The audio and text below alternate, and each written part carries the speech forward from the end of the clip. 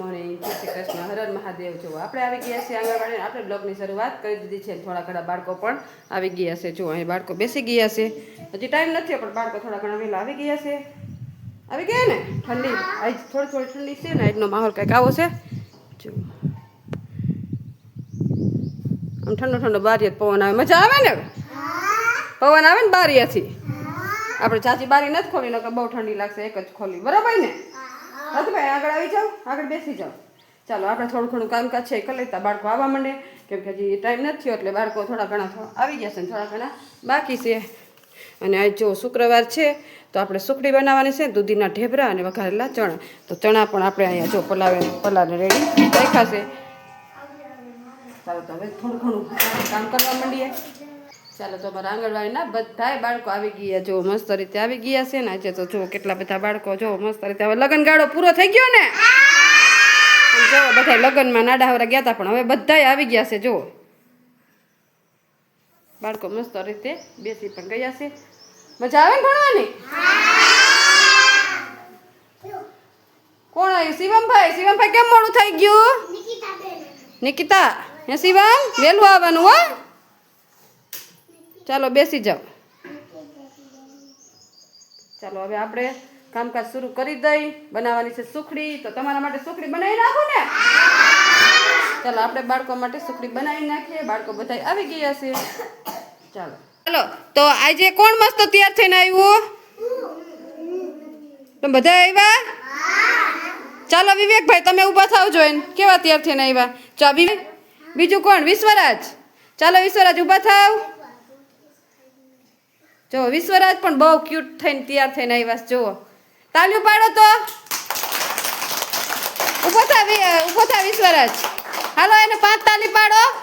1 2 3 4 અને 5. તો 5 ગુલાબ આપણે વિશ્વરાજને આપશે. કેટલા? તો વિશ્વરાજભાઈ બહુ મસ્ત તૈયાર થઈને આવ્યા છે. તમે પણ બધા એવા જ મસ્ત તૈયાર થઈને આવજો. રોજ આપણે ગુલાબ બનાવશું. બનાવવું છે ને? હાલો આજનું ગુલાબ છે વિશ્વરાજ. કોણ? તાળી પાડો.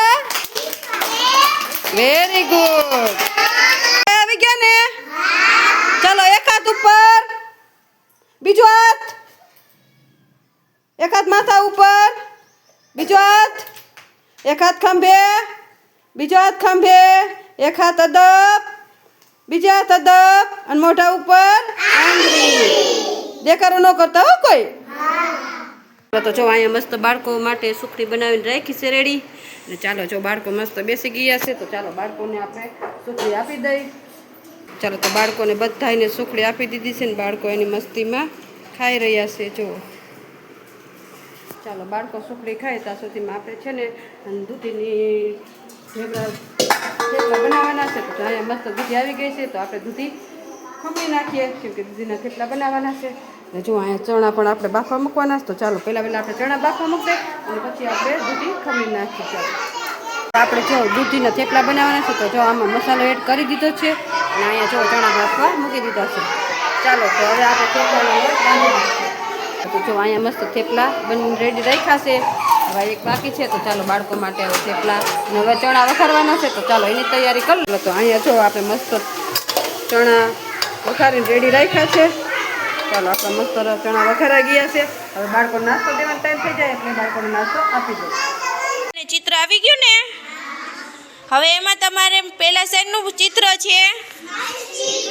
માછલીનું. સરસ. તો પાણીમાં રહેતા હોય ને એ પ્રાણીમાં તમારે હે ને કલર પૂરવાનો છે.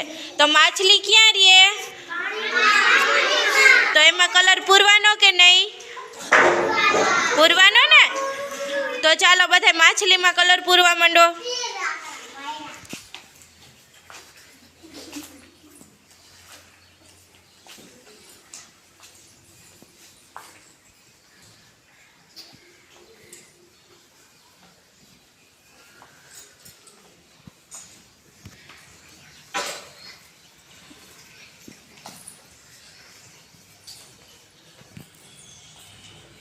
ચાલો તો જો આપણે આંગણવાડીથી આવી ગયા છે ઘરે ને થોડું કામકાજ કરી નાખ્યું છે.